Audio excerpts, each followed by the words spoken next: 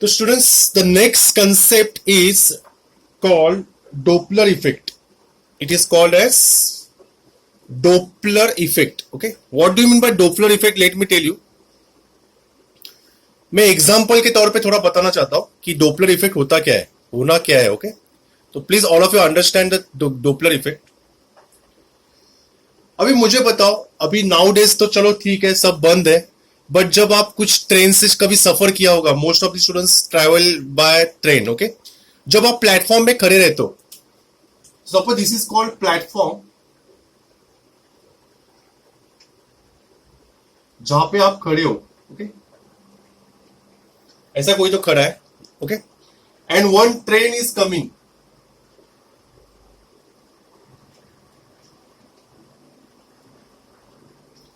Train आ रही है. ओके, अभी ट्रेन आते समय दे मेक सायरन. हॉर्न बजाते हुए आ रही है कंटिन्यूसली. बदलापुर में most of the times you will find एक मेलगाड़ी आ जाती है जो कहां पे आउट ऑफ मुंबई जाती है वो, और एक बड़ा सा आवाज करके आ जाती है. तो व्हाट यू ऑब्जर्व, जब वो दूर रहती है तो उसका आवाज कम होता है, जब नजदीक नजदीक आती है तो उसका आवाज बढ़ता है. क्या वो ड्राइवर ऐसा करता है? विल यू टेल मी, ऐसा ड्राइवर करता है कि नहीं? से प्रसाद, नो. तो ऐसा क्यों होता है? जब ट्रेन दूर होती है तो आवाज कम होता है, ट्रेन नजदीक आती है तो आवाज बढ़ता है. सर फ्रीक्वेंसी की वजह से वो दूर दूर का आवाज कम आता है. बट नजदीक, मतलब नजदीक आने के बाद आवाज क्यों ज्यादा होता है?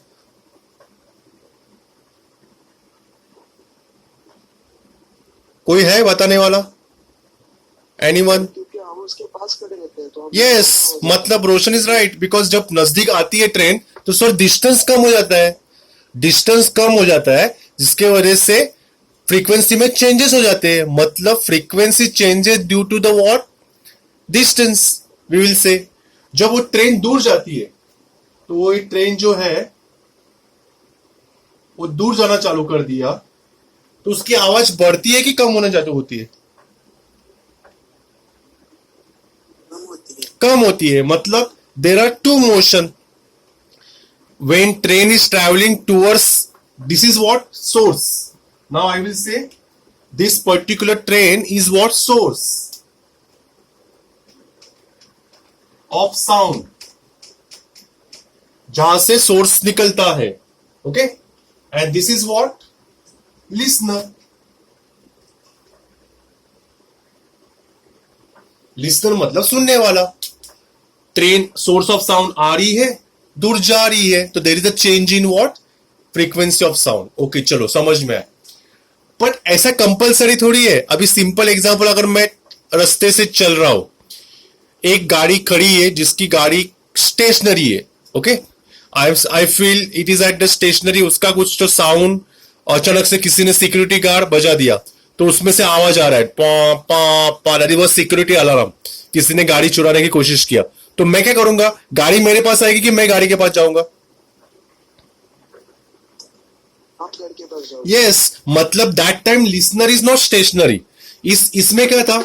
इस कंडीशन में I was standing on the platform and source of sound is coming towards me और अवे फ्रॉम मी. तो यहां पे क्या था? Source of sound was moving and listener was stationary. Second condition में क्या होगा? Source of sound was will be stationary, मतलब गाड़ी का हॉर्न बज रहा है सपोज कार का, और मैं जाऊंगा उसके पास, मतलब now I am moving. Listener is what? Moving, and source of sound is what? Stationary. Agree? Third condition क्या होगी?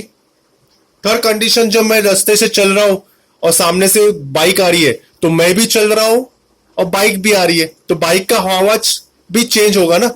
मतलब that time I am also moving and source of sound also moving. Agree? शायद नजदीक आ रहे होंगे, शायद दूर जा रहे होंगे. मतलब what is the third condition?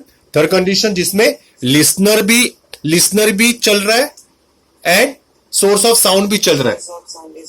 Yes, मतलब there are three conditions. Three condition में से एक कंडीशन क्या है? Listener is stationary and source of sound is moving, source of sound is stationary, listener is moving, and third condition दोनों चल रहे हैं. एग्री? तो यस, तो तीनों कंडीशन में क्या फर्क दिख रहा है? तीनों कंडीशन में सर हमें फ्रीक्वेंसी चेंज होती हुई दिख रही है. There is apparent change. Now I will say technical word in physics, क्योंकि मुझे मार्क्स चाहिए. एग्जाम में थोड़ी मैं लिखूंगा मैं प्लेटफॉर्म पे खड़ा था, गाड़ी आ रही थी, वही ना, रास्ते से जा रहा था, भेलपूरी खा रहा था, उसके लिए आंख मारे तो मैं क्या करूं? ऐसे होता है ना, ऐसा नहीं गाना बोलना हमें. हमें अभी मार्क्स चाहिए. एग्जाम में बताओ sir, now we understood the concept कि because of something either listener is moving or source is moving or both are moving, there is a change in apparent frequency. Now the how to write in the exam so that I will get full marks. So now let me explain. Doppler effect is the apparent change in the frequency of sound due to relative motion between source and listener. First point समझ में आया? Doppler effect is a wave phenomenon. What do you wave phenomenon? Wave changes होते हैं. Phenomenon मतलब घटना, incident.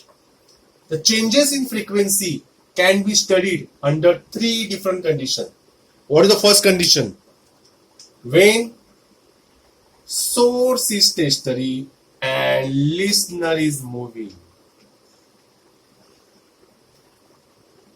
When source is moving and listener is stationary. When both source and listener